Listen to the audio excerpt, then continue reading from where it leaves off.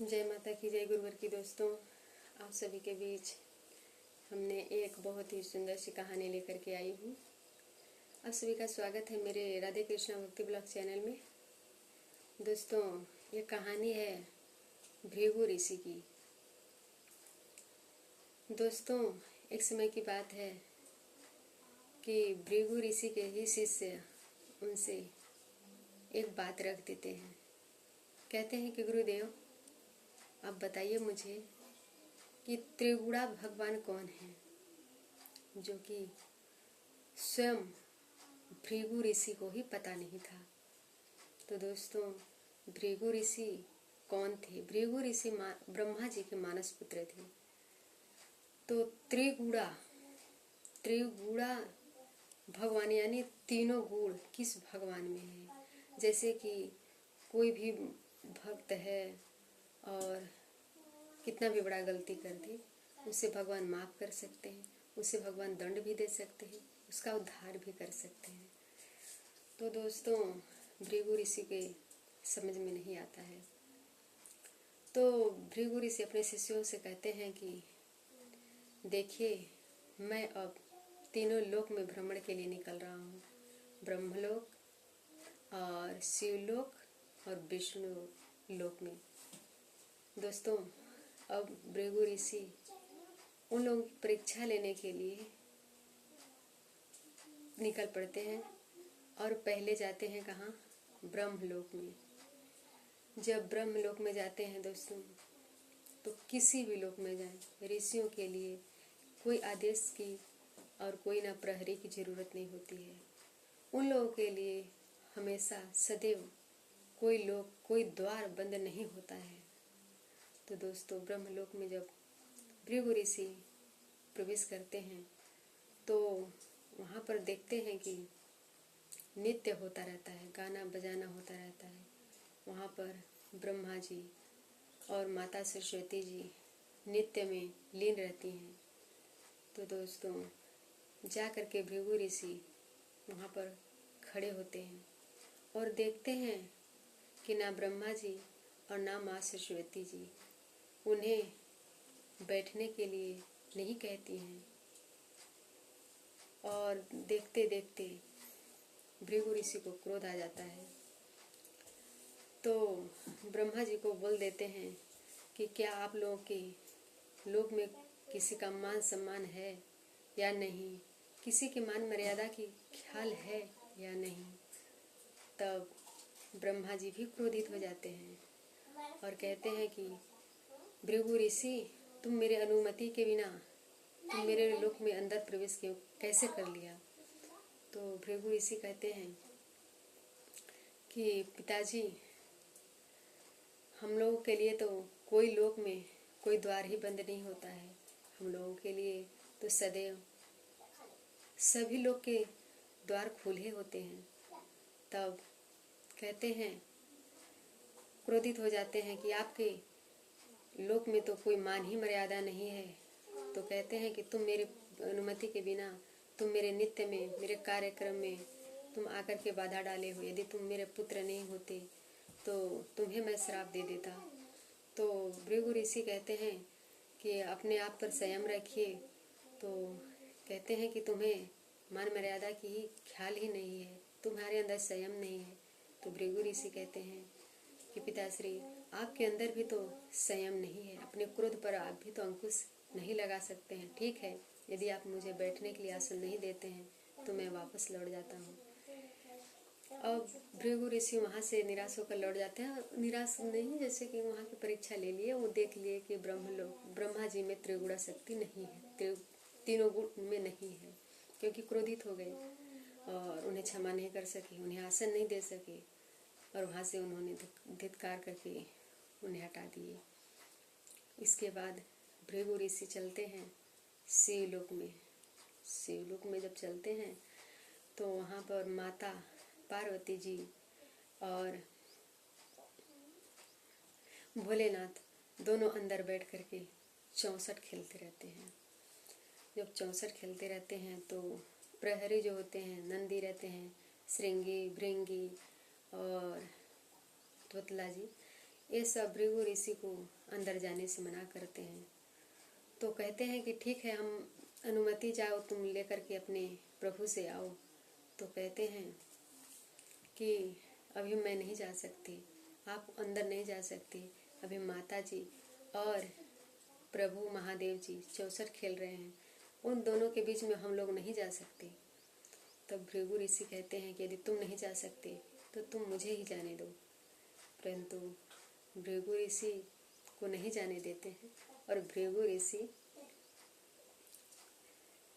उन लोगों को, प्रहरियों को धक्का देते हुए अंदर प्रवेश कर जाते हैं। अंदर जब प्रवेश कर जाते हैं तो देखते हैं कि माता और महादेव दोनों मिल करके बैठ करके चौसठ खेलते रहते हैं और जा करके खड़े हो जाते हैं। तो वहाँ भी उनके मान सम्मान के लिए कोई ध्यान नहीं देते, न माता जी और न महादेव जी।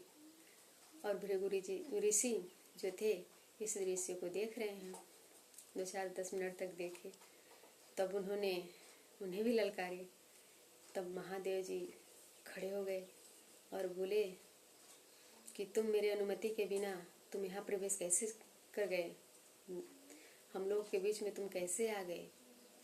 तब कहते हैं कि हमने, मतलब कि हमारे लिए तो कोई द्वार ही बंद नहीं होता है, हम ऋषियों के लिए तो सदैव हमेशा सभी लोग के द्वार खुले रहते हैं। तो बोले कि ये नियम का उल्लंघन है। महादेव जी बोल रहे हैं कि नियम का उल्लंघन है, प्रहरियों को बुलाए। तो नंदी लोग आए और हाथ जोड़ करके क्षमा किए, सभी बातों को बताए कि हम लोग रोके, परंतु भृगु ऋषि ने नहीं माने। हम लोग को यहाँ धक्का देते हुए, हम लोग को चोट मारते हुए अंदर एक प्रवेश कर गए।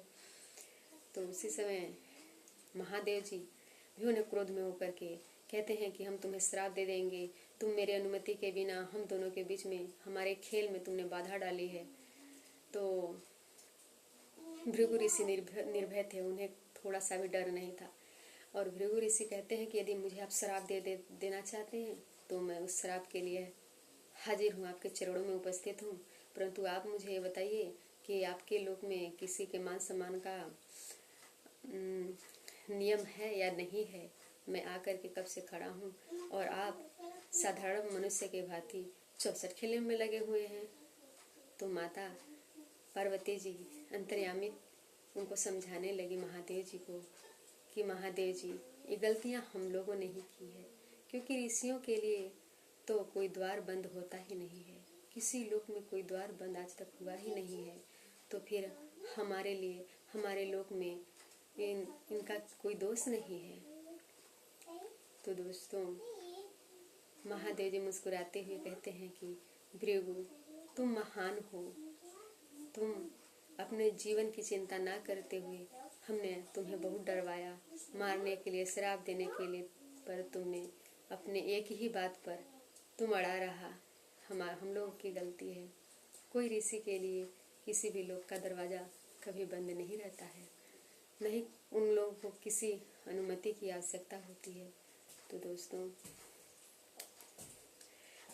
कहते हैं महादेव जी, भृगु ऋषि, हम तुम्हारे सामने हार गए, क्योंकि हमने अपने क्रोध पर संयम नहीं रख सके। और मेरा, दोस्तों कहते हैं कि मेरे अंदर त्रिगुण नहीं है। मुझे पता चला कि तुम हम लोगों की परीक्षा लेने के लिए चला है, तो हमारे अंदर तीनों गुण नहीं है, क्योंकि मैं क्रोधित हो गया। दोस्तों, वहाँ से महादेव जी प्रसन्न होकर के भृगु ऋषि को आशीर्वाद प्रदान करते हैं और वहाँ से तब भृगु ऋषि विष्णु लोक के लिए प्रस्थान करते हैं और महादेव जी उन्हें आशीर्वाद देते हैं, उन पर प्रसन्न होते हैं। तो भृगु ऋषि भृगु ऋषि विष्णु लोक में प्रवेश करते हैं। वहाँ देखते हैं कि विष्णु भगवान माता लक्ष्मी जी में लीन रहते हैं। ऐसा वचन देते रहते हैं कि उनको कोई आ रहा है, कोई जा रहा है, उनको कोई ध्यान नहीं। माता लक्ष्मी जी से विष्णु भगवान बैठ कर के वार्तालाप कर रहे थे और ये कह रहे थे कि हे प्रिय, तुम्हारे बिन मैं एक पल नहीं रह सकता। और उनसे वचन दे रहे थे और स्नेह और प्रेम कर रहे थे, उसी समय भृगु ऋषि उस लोक में प्रवेश करते हैं। देखते हैं कि साधारण मनुष्य के भांति कैसे विष्णु भगवान लक्ष्मी जी से स्नेह और प्रेम कर रहे हैं और कैसे उनके बिना न रहने का ये वचन दे रहे हैं। तो भृगु ऋषि भी उनको देख करके बहुत ही क्रोधित होते हैं और कहते हैं, चिल्लाते हैं भृगु ऋषि, विष्णु विष्णु, पर विष्णु भगवान तो माता लक्ष्मी में लीन रहते हैं, वो सुनते ही नहीं हैं। तो भृगु ऋषि क्रोधित होकर के जाते हैं और विष्णु भगवान के सीने पर लात मारते हैं। जब लात मारते हैं तब विष्णु भगवान देखते हैं कि हमारे लोक में कोई आया है, और जब ऋषि को देखते हैं, भृगु ऋषि को, तब उनका चरण पकड़ लेते हैं। कहते हैं कि हे ऋषि, हे प्रभु, आप यहाँ आ गए, मुझे सूचना नहीं दिए, मुझे बुलाए होते, मैं आया होता। और उनका पैर देखने लगे कि हे प्रभु, अब ऋषि को अपने से ऊंचा स्थान दे दिए। बोल रहे हैं कि हे प्रभु, आपको कहीं चोट तो नहीं लगा? जैसे मेरे सीने पर आप पैर मारे हैं तो मारने की वजह से आपको कहीं चोट तो नहीं लगा? तब भृगु ऋषि क्रोधित होकर कहते हैं कि तुम्हें अपने भक्तों की ख्याल नहीं होती है। हमने तुम्हारा आह्वान कर रहा हूँ, तुम्हें पुकार रहा हूँ, तुम्हें बुला रहा हूँ, अपने भक्तों को दर्शन नहीं देते हो। तब भृगु ऋषि से क्षमा याचना करते हैं। जब क्षमा याचना करते हैं तो माता लक्ष्मी बहुत ही क्रोधित होती हैं और उन्हें दर्शन देते हैं। विष्णु भगवान भृगु ऋषि का स्वागत करते हैं। भृगु ऋषि उन पर प्रसन्न होकर के उन्हें आशीर्वाद देते हैं। इसके बाद भृगु ऋषि अपने लोक को प्रस्थान कर जाते हैं। तब माता लक्ष्मी बहुत ही क्रोधित होती हैं और कहती हैं कि आपके सीने पर जो ये ऋषि साधारण मनुष्य लात मारा है, पैर मारा है, वो उसका आप स्वागत कर रहे हैं। उसको दंड देने के जगह पर आपने उसको स्वागत में कर रहे हैं, बैठा रहे हैं, अपने से ऊंचे स्थान दे रहे हैं उसको।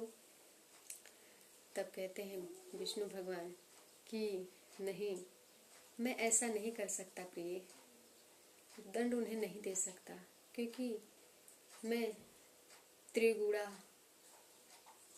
मैं ही हूँ। जो भृगु ऋषि, मैं अपनी परीक्षा में असफल नहीं हुआ। जो भृगु ऋषि थे वो हमारी परीक्षा लेने आए थे। तो लक्ष्मी मैया कहती हैं कि इसको मैं नहीं मान सकता, क्योंकि उन्होंने आपका अपमान नहीं, मेरा अपमान किया है, और मेरा अपमान किया है, आपके सीने पर लात मारा है, आपके हृदय में मेरा वास है, तो मुझे लात मारा है। मैं आपके लोक में एक पल नहीं रहूँगी। दोस्तों, विष्णु भगवान के बार बार मनाने के बाद भी माता लक्ष्मी वहाँ से विष्णु लोक को त्याग करके चल देती हैं। तो दोस्तों, ये कहानी बहुत लंबी हो जा रही है, और लक्ष्मी माता कहाँ जाती हैं, किस रूप में जाती हैं, अगले पार्ट में आप लोगों को बताऊंगी। दोस्तों, जय माता की, जय गुरुवर की।